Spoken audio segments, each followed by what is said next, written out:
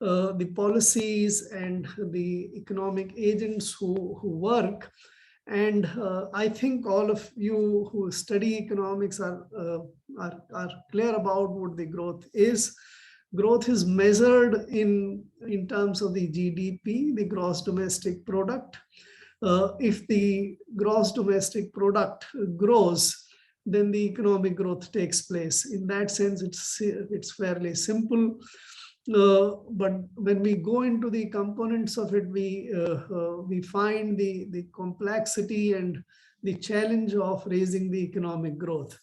So the economy has numerous sectors to work, principally organized into three broad buckets: the agriculture, industry, and the services. And any economy to grow should be actually firing on all cylinders. The growth should be taking all over. Indian economy, as you might be aware, the agriculture sector contributes about 16-17% of the GDP. The industrial sector, which basically comprises of three big areas: the manufacturing, the mining, and the metal sector, and the utilities like electricity, water utilities, and others.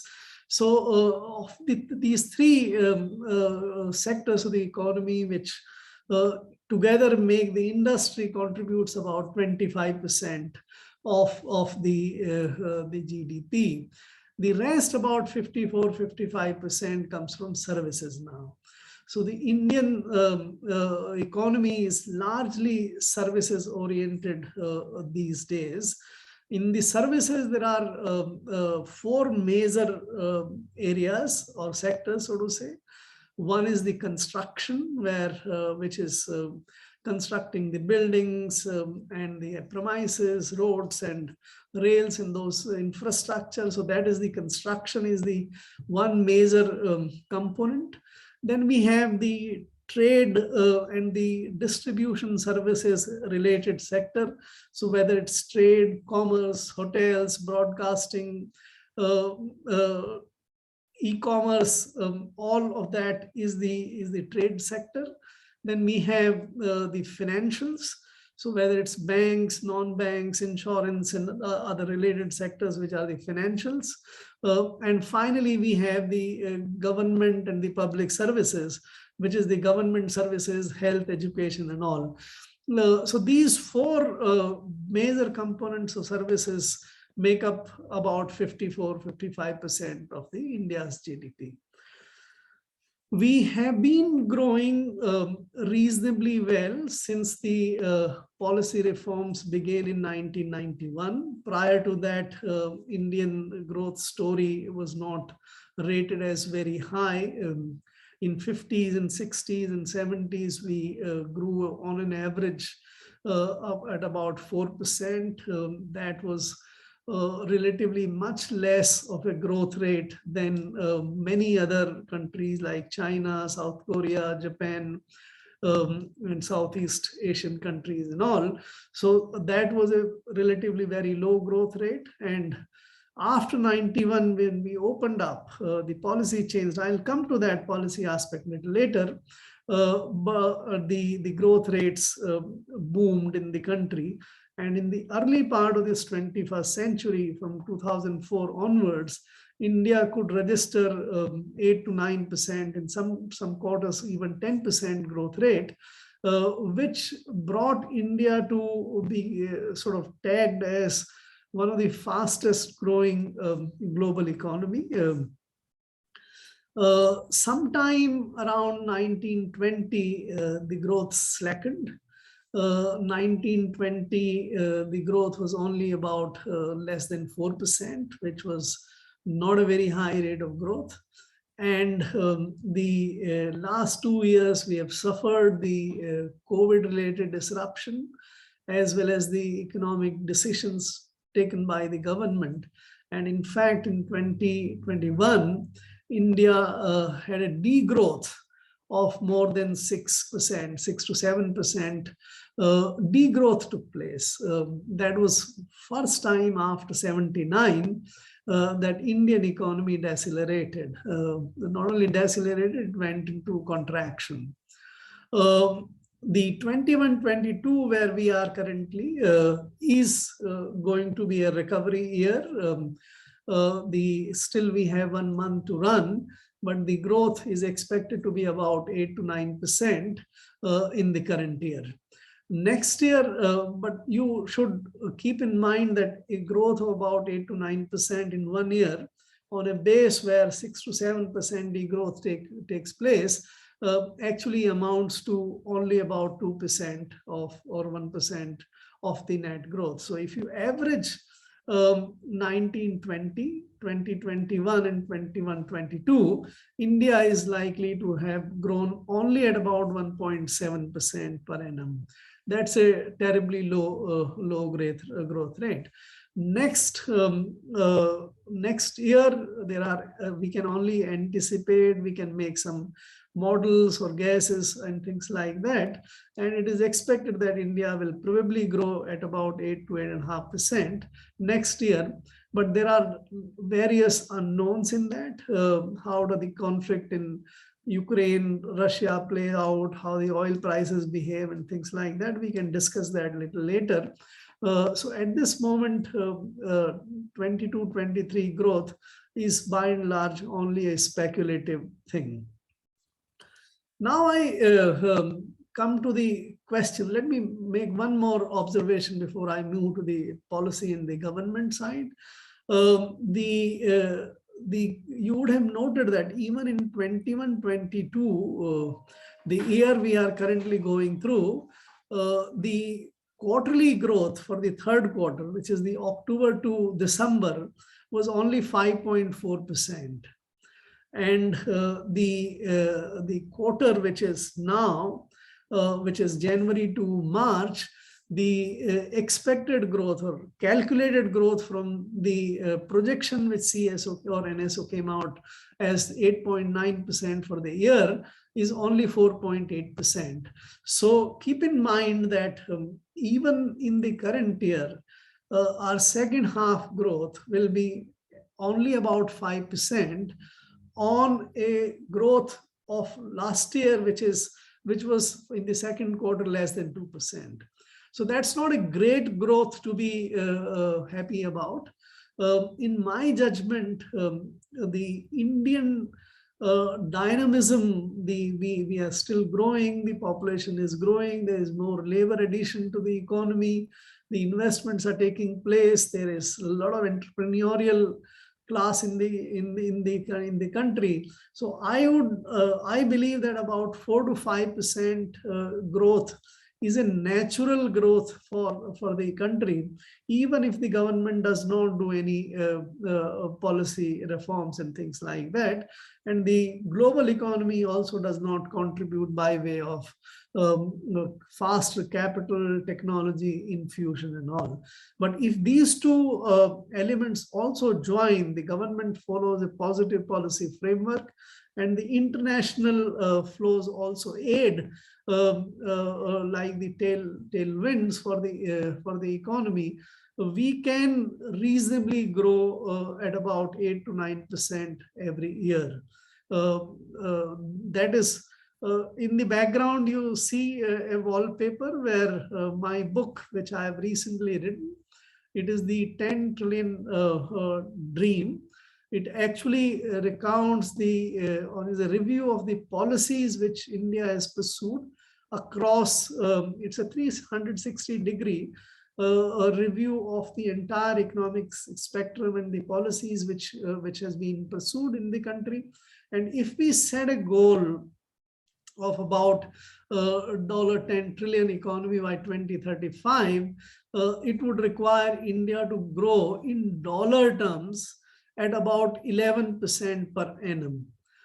So I'm sure you're aware about whenever we speak about the real economic growth, we speak about the constant prices.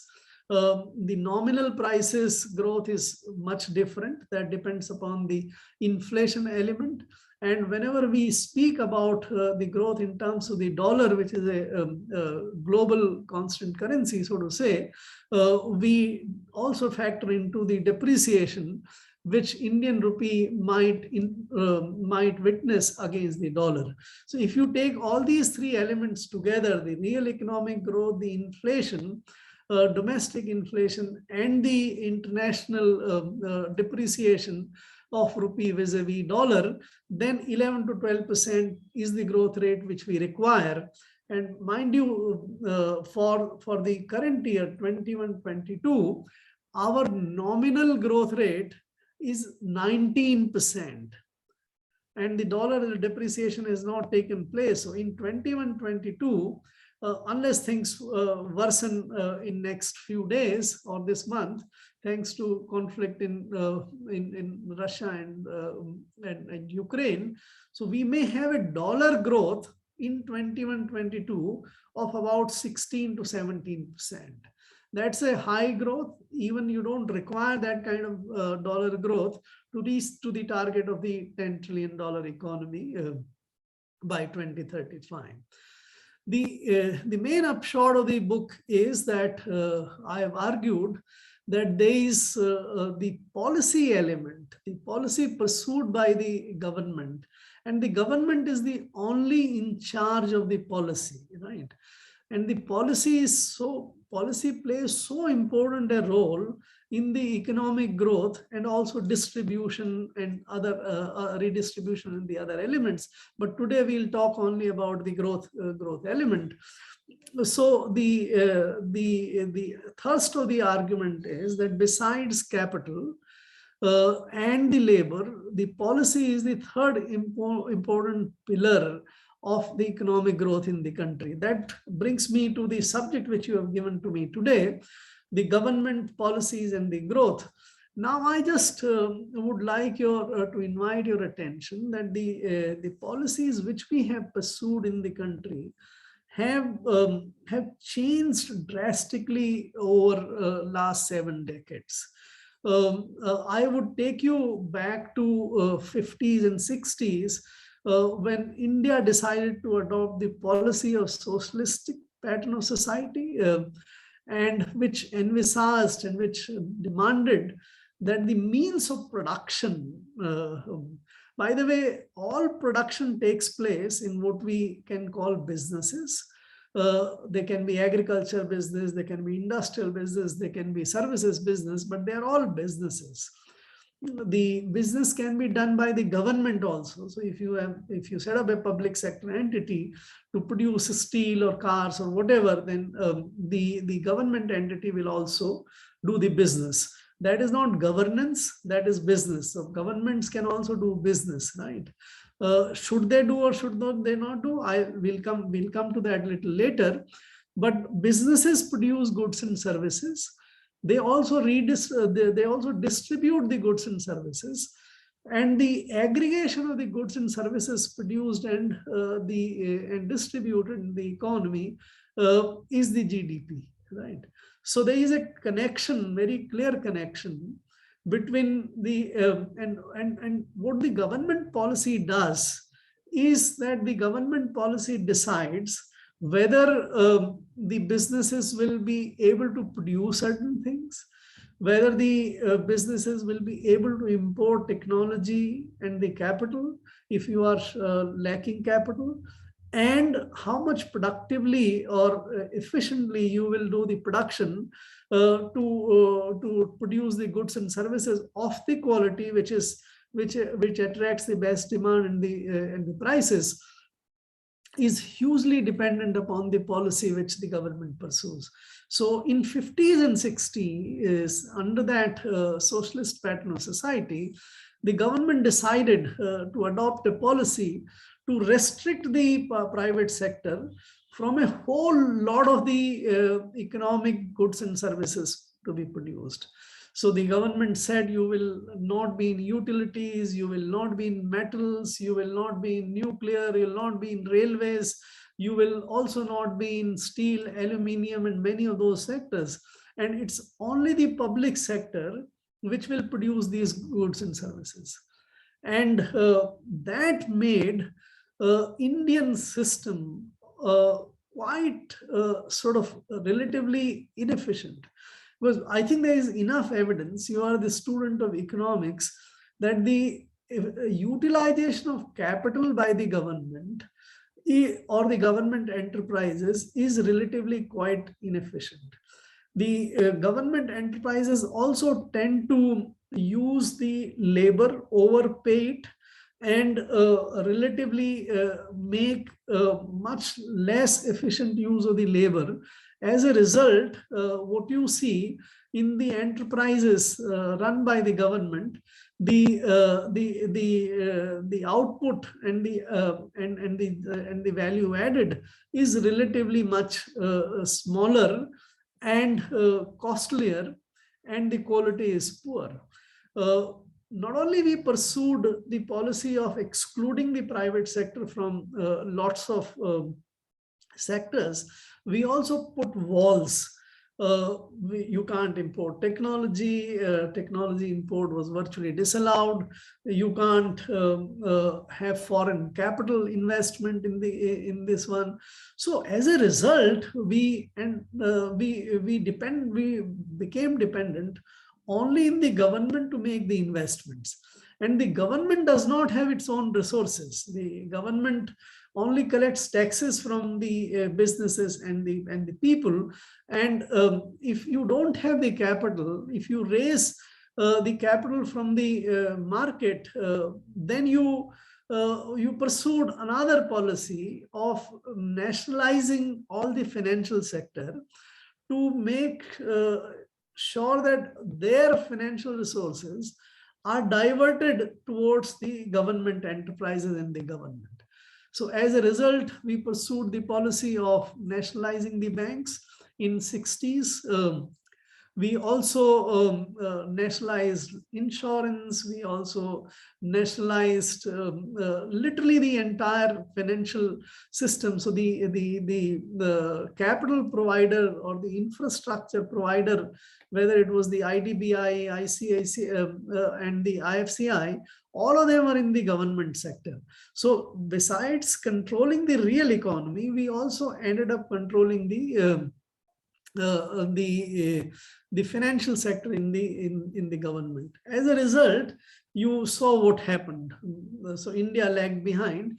In 1991, we made a big policy switchover, and we liberalized. We allowed the private sector to come in almost every sector. By now, when we are sitting in 2022, almost no sector is exclusively reserved for the public sector. Including even space and all. So today the result you can see the contrast between the performance of the public enterprises and the private enterprises. Whether you look at the telecom sector, so in telecom sector you have very efficient profit-making firms in the private sector, but we have very inefficient BSNL and the MTL, which is running into big losses. We saw the fate of Air India, so to say. The airlines run by the private sector was making profits, was taking away the share of the passengers, whereas the Air India accumulated enormous amount of losses.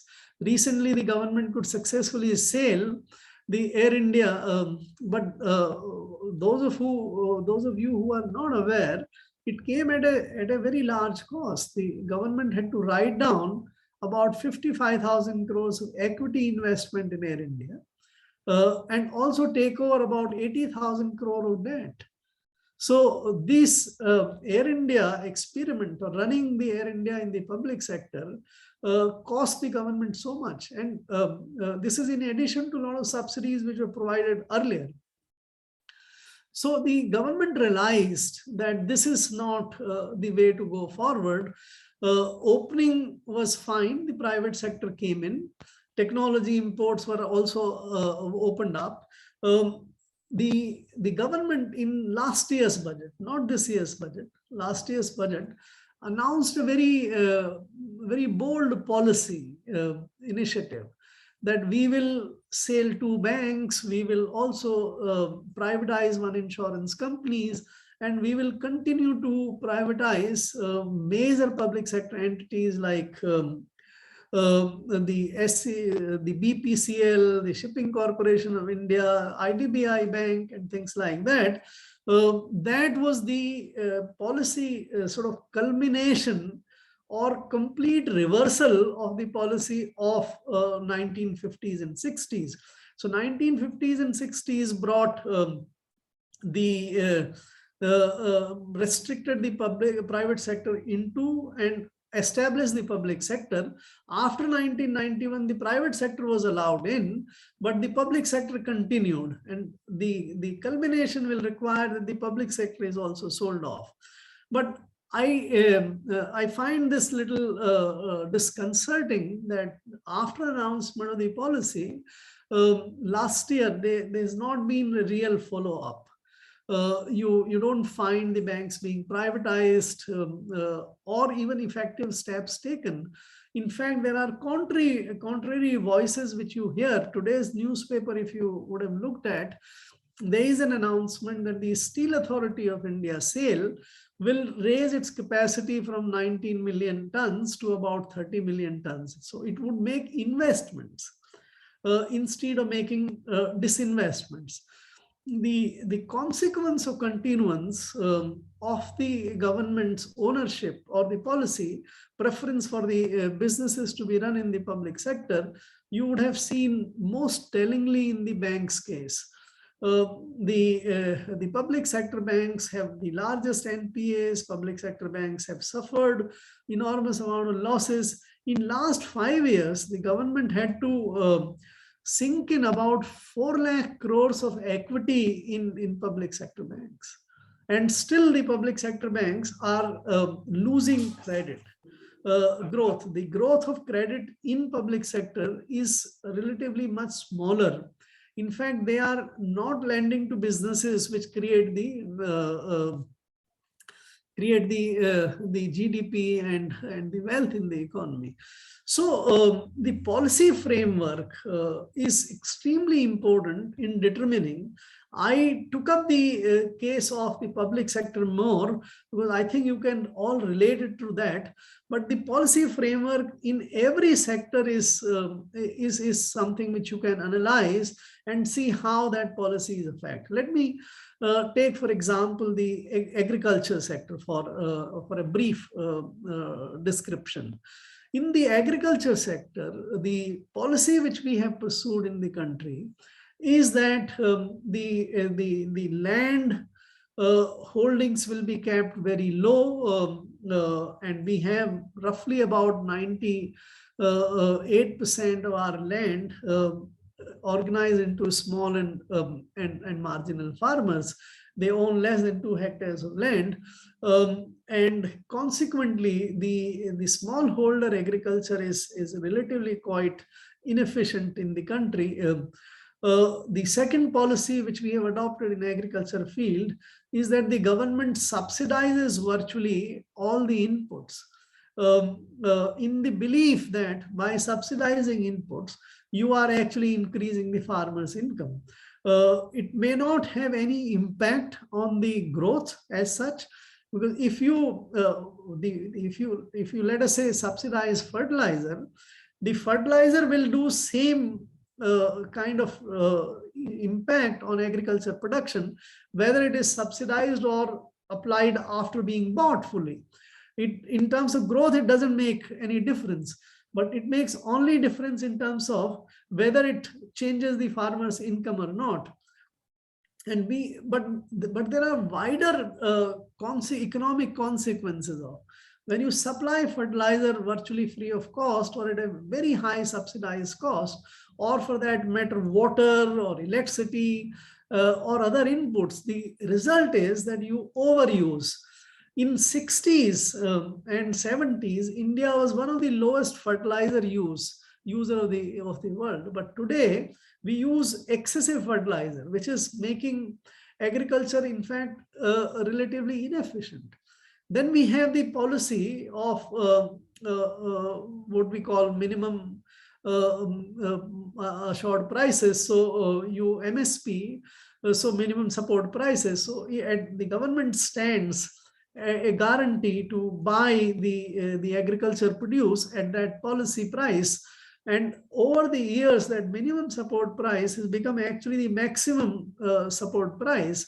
And as a result, we have become self-reliant in agriculture produce. So wheat and rice, we in fact produce much more than what India requires. And we are not able to even consume that kind of wheat and rice, despite the government ending up virtually buying 40% to 45% of entire wheat and rice produced in the country. The result is that you have enormous amount of cost being incurred in retaining the grains in the FCI godowns, and you are not able to export because your prices are much higher. Now, to get rid of these stocks, and also to meet the strain on the import of oil prices, the government has come up with the ethanol policy. The idea is that by 25 or so, 20% of the petrol, ethanol goes with the petrol, so to say gasoline. So 20% of that would come. Now, for producing the estimated 20% requirement for 25, the government will have to use about 6 million tons of sugar. We were so deficient in sugar production in 50s, 60s, and 70s. The sugar was available more in ration shops than otherwise.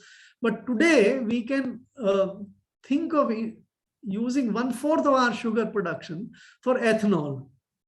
Likewise, this would require about 16.5 million tons of the food grains. We were so dependent on American wheat imports that Lal Bahadur Shastri in 64-65 used to ask Indians to eat only once in a day so that everyone can eat something. And today, we are so surplus that we can use 16 million tons of, we can think of using 16 million tons of our food grains for producing a substitute for petrol, right?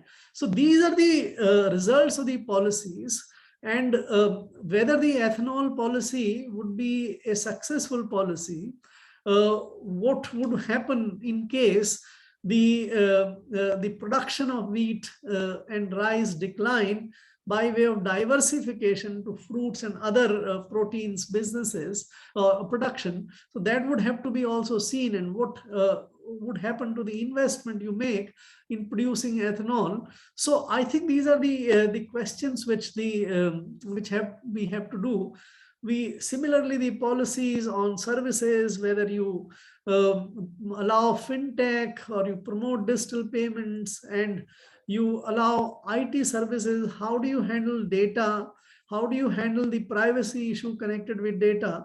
All of these have important, very significant policy. They're significant policies which have significant implications for the economic growth. I think I'll stop at this stage today, at this moment, and I think let us turn the discussion into more interactive. Thank you very much.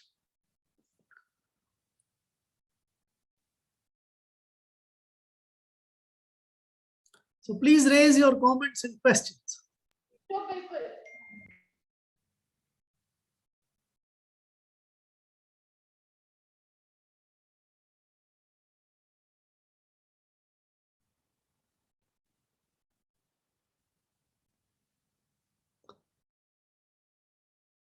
So go ahead.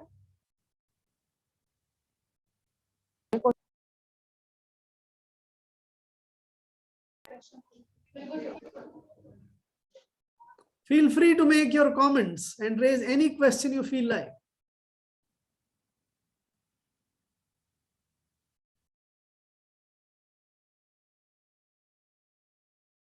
Tanvi, you are mute. I can't hear you.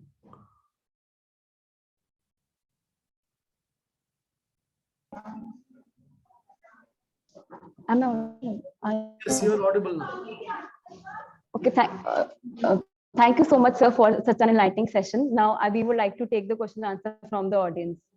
So, there's a first question of Charu. She's asking, what's the ideal sectors to be targeted through government stipends in helping realize the USD $5 trillion economy?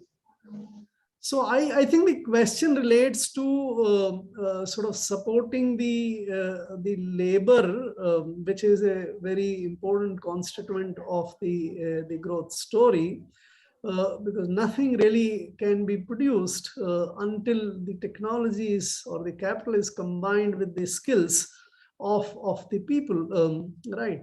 And the stipends which Charu is perhaps referring to is that the government scholarships and the stipends or apprenticeship which are targeted towards or which may have that kind of impact.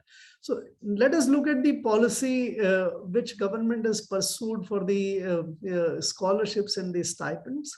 So far, there's been greater emphasis on providing the scholarships related to the general education. So whether you go for secondary schools or senior secondary, so there are scholarships which target that. Even for college, there are some scholarships which also target the study of technology and the higher skills in the education. I think time has come for government to also think about relating the scholarships and stipends to, and also the skills program, which is another measure which is not carried out through the payment of stipends or scholarships, but the government underwrite the cost of skills acquisition through those skills programs. So all these three, in my judgment, there are three things which the government should do. Number one, instead of supporting the general education as such, the government should orient towards very specific skills in technology, orientation in scholarships. Second, the skills program which the government organizes should be more again oriented towards the private sector, because it's the private sector, the businesses which will use these skills for production of goods and services. So they know the best, rather than having general programs. If this is aligned in some way, and that is done through apprenticeship and other related programs, even education programs, let us say in the IITs and the ITIs and other technological institutions or medical or management, if the private sector is allowed to run those programs, because we have a very bizarre situation, and that's not exclusively only in India, that while the industry and the businesses don't get the kind of people they are looking for, whereas the government produces through skills program enormous amount of so-called skilled people which don't find employment, right? The track record of the skills program in actually finding employment is rather not very happy. So I think that's the second thing which we need to do. And the third thing, I think we should overall the technology institutions and the vocational education institutions in the country, I think many of them are still delivering the old skills and the old technologies. They are not, because they are largely government owned. Teachers have been recruited for doing certain kind of things. Trainers have been only skilled in certain kind of things. Still, we have lots of electricity repairs and the vehicles repairs and those tailoring and those kind of courses run by the ITIs. Whereas the need for today is the digital economy and those kind of things. So that, I think, are the three reorientations which the government should be doing.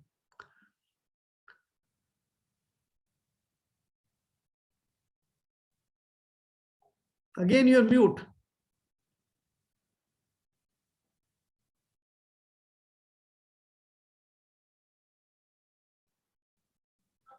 Yes. Yeah, sorry, sir, for the disturbance. So there's one more question.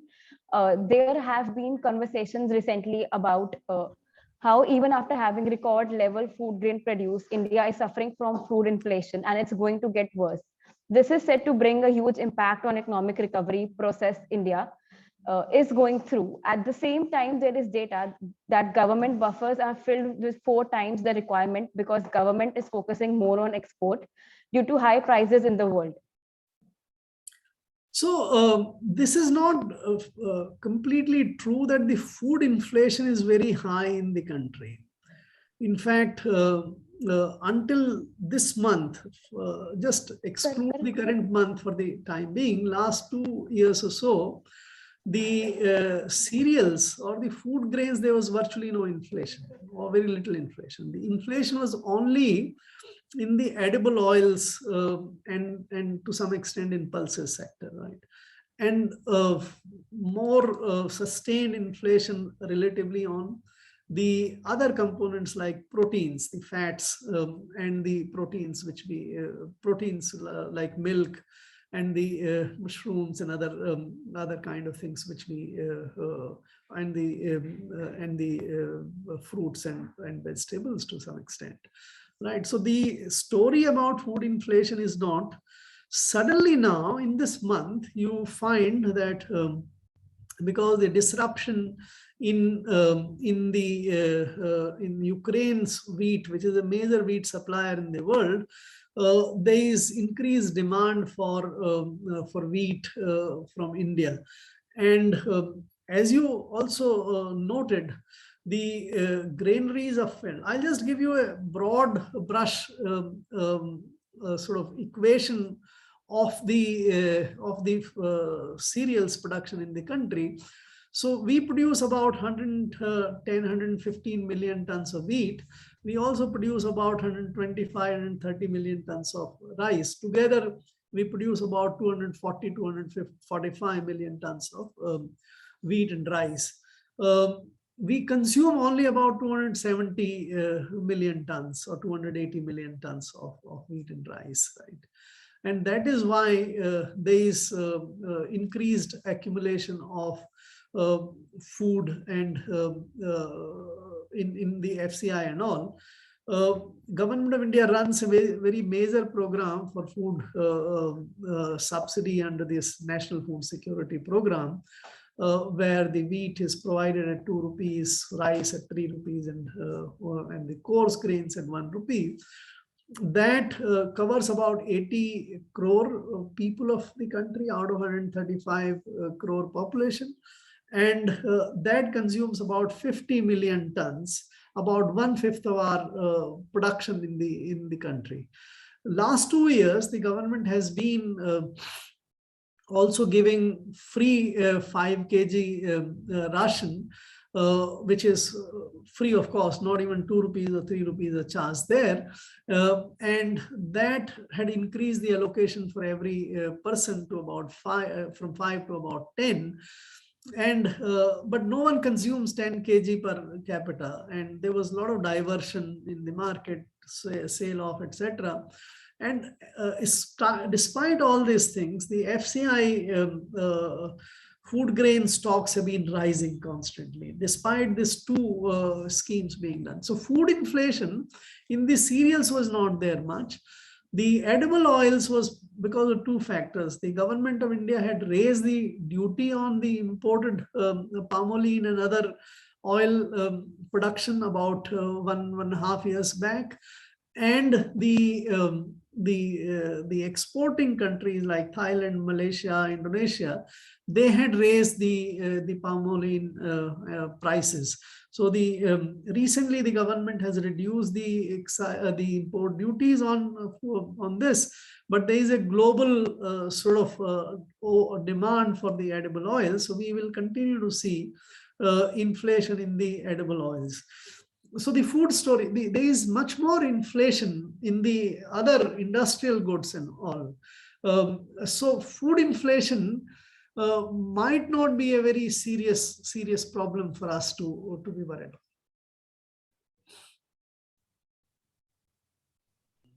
Go ahead with your next question. Yeah, Tanvi, you can go ahead. So the next question is if India is producing surplus enough, then how can there be a drastic change in the distribution process so as to stop the deaths and suffering due to hunger? See, we don't have any hunger deaths in the country now. This is a country which had seen millions of people die because of famine and hunger. Right? Even as late as early 50s when there was famine. Right? But today, there is not a single death because of hunger. Right? Obesity is increasing, by the way, in the country, like Americans and all. So hunger is not the death. What we had is not the problem. What we have still is a major problem of malnutrition. We have stunting, we have malnutrition, and so that tells you, to my mind, the problem with our income distribution in the economy. Still, there are large number of people who maybe about 15% or so, who are poor to afford a full food or a nourishing food. Cereals are not the only thing which humans need to eat to be well nourished and not stunted. You need the fats, you need proteins, you need minerals, you need other things. And that is what we capture in what is known as multidimensional poverty. So even in multi-dimensional poverty, if you look at the nutrition issue, the issue has to be dealt with in a wider sense, from the cereals to minerals and proteins, which I said. And Indians, though they get from the government now enough of cereals to eat, and they don't have the carbohydrates poverty or carbohydrates problem in their bodies, but they are still more malnourished and stunted because of the fact that they don't consume enough of proteins and the fats. I think that is what we need to deal with. Going forward, the government should also change its policy of focusing only on cereals to a wider food basket, so that we can solve the problem of malnutrition in the country. Hunger we have already solved.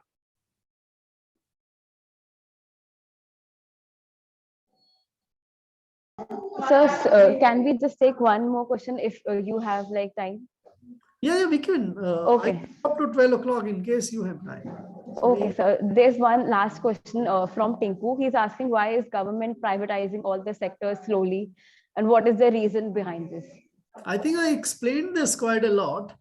Let us be very clear. The public sector is it suffers from several institutional problems.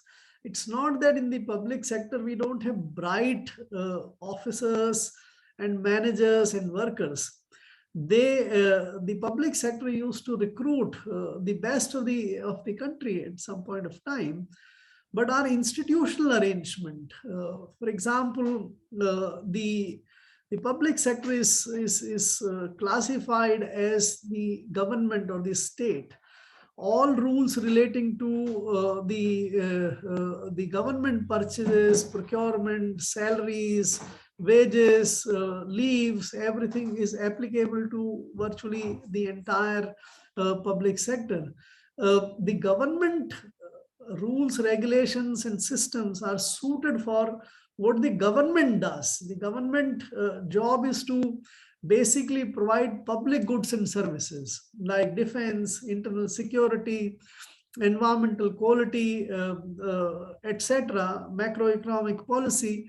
And so that is what requires a certain kind of civil servants to be recruited and run for to run the government's policy and the program on what the government is supposed to do. But the same rules, when we apply to running of businesses, producing, where there are risk, uncertainties, and other things, you have to be nimble-footed. You have to be in the market. You have to produce quality. But if you go by the rules, regulations, files, and other things, you can't really be that efficient. So the policy of privatization is a very sound policy. By the way, private sector is also run by Indians. It's not foreigners who are in the private sector. It's you and me who also operate in the. So if we can give a conducive environment where the decisions regarding raising of capital, buying of technology, or hiring people with their with right skills and all, and managing and working in environment competing with the global best and others, that is best done in the private sector than in the government. So I am entirely convinced that the government should get out of the business and the commercial sectors and focus on the government and on the what the government's core agenda is. Unfortunately, today, since we invest a lot of our budgetary resources for the public sector. I gave you the example of Air India. The government had to incur cost of about 1.25 lakh crores for running the air services, which there is no need for the government to provide. Likewise, if you study very carefully the MTNL BSNL story, this year the government would be investing about 45,000 crores of equity on BSNL and the MTNL. It has already sunk in a package of about 1.7 lakh crores on sustaining the BSNL and the MTNL. And by the way, BSNL MTNL does not even provide telecom services to even 10% of Indians. And even that, what they provide is, most of them are in the 2G and earlier 3G kind of services, which are not the stuff of the things which are going to come. So I think you guys, the young ones, should think very clearly about why the government need not be in business, and therefore the privatization is the best policy.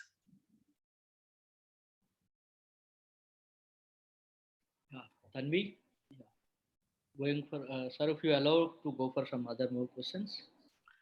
Maybe you can take one more. Yeah, Tanvi. I think Close at 12. I have another. Yes. Tanvi, you can. Yes. Okay, so I'll just take another question. So how can India use its demographic dividend, that is huge working capital, that is huge working population, for its use and make its huge population an advantage? And what is his take on jobless growth and how it can be addressed? So it's a very important question. Demographic dividend should not be equated to the number of people we produce every year and come into the labor force. The demographic dividend is best utilized if that additional labor force which come into the job market is able to be gainfully employed in production of goods and services. Therefore, the issue to be addressed is, how do we get investments done? How do we get the additional goods and services produced? And how do we train, equip, prepare the increasing number of labor which is coming into the labor market for being productive workers and the managers, right? That issue we discussed earlier. The jobless growth, please bear in mind, these are some of the unpleasant facts. The industrialization, which was the mechanization, while it created lots of jobs in producing new goods and services. So 200 years back, lots of industrial goods which we consume today or use today were not there. That was possible because industry grew and provided these goods and services. Now in the digital economy space in which we are coming, by sort of using the data and the processes very effectively, there is a likelihood of the lesser number of people being employed to do the job. I think we should prepare in times to come that the so-called jobless growth is a reality. And how do we deal with the surplus human beings or human resources more productively? By the way, there is no, there should not be any problem as long as if your growth takes place, because growth equals income. So if you have income and if you have all the goods and services produced for consumption by all the people, there is no deficiency in that, then it should not create a problem if lesser number of people produce that amount of goods and services. In fact, that should allow us to divert the people into doing some more productive things without being workers. For example, you can study more, you can play more, you can entertain more, and the government can enable that to take place by redistributing income from those who, lesser number of entrepreneurs and the workers who get it, by taxing and providing the universal basic income. And that today we are not going to discuss those things, but by building a very good redistribution system, you can actually make the lives of people productive and wholesome. Thank you. Thank you, sir. I think it's a enlightening and very useful session to all of us. I have one question, sir, came into my mind. Sir, in the recent times, we have observed that Ukraine crisis. So how it is impacting Indian economy? How the government to take any kind of measures to going in our Indian economy? See, that's also a very important question, a very topical question. So the Ukraine crisis affects us in a couple of very important ways. Number one, the global community is sanctioning Russia now. And that would deprive the Russians to export, Russians to make payments, receive payments, and things like that. And we do import petroleum products, fertilizers, palladium, and some of the other things. And we may not be able to import them in this period. So that is a direct impact. Ukraine, we have a much smaller sort of trade relationship, so it may not be that impact, but you see the impact on our students. So there are about 20,000 of students who are studying. That in a way, to my mind, is also a commentary on our badly managed medical education system in the country. Why Indians have to go to China and Russia and the Ukraine to study medicine? This is amazing. So I think these are the ways. But perhaps the one thing which will also need to be sort of dealt with is we have a very intricate and deep defense relationship with Russia. Much of our defense is dependent on the Russian aircraft, ships, submarines, and things like that. So how do we deal with, as we go along, with that issue would also be important. Thank you, sir. Thank you. Yeah, Tanvi, further proceeding. Thank you so much, sir. It was a very enlightening session. It's a privilege to have you with us here. Now, I would like to give it over to Anya for a formal vote of thanks.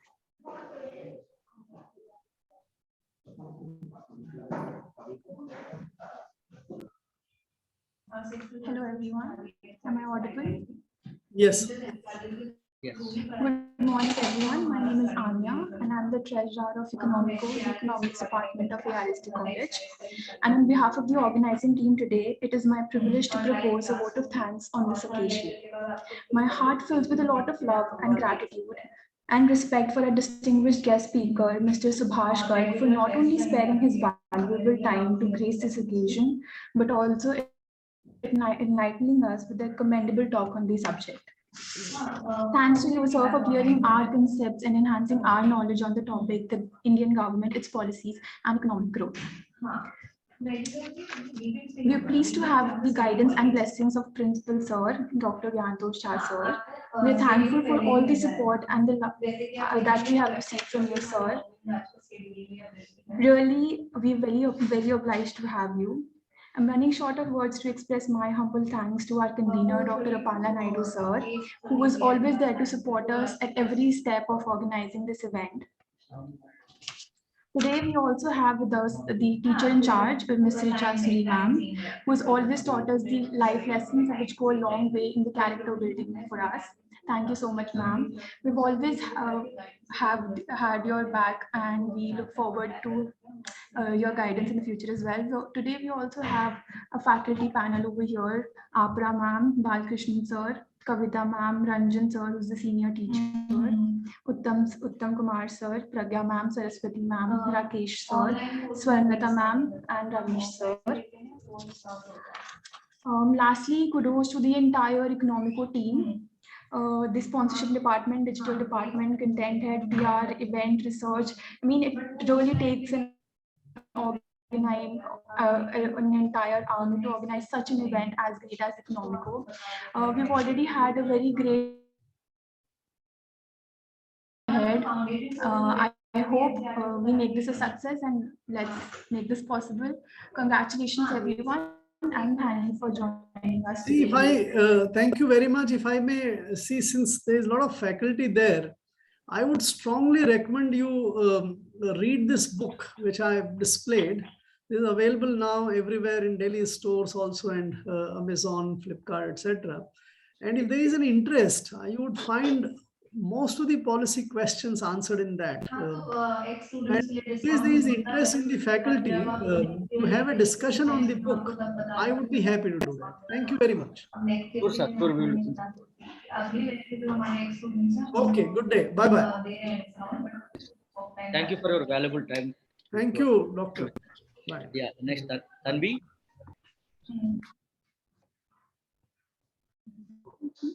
Yes, sir. Sir, I would like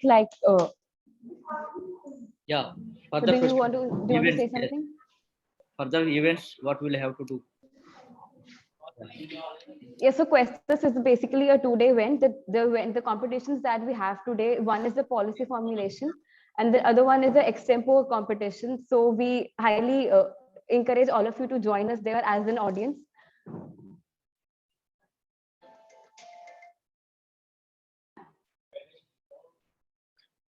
Yeah, Manvender, I think, yeah.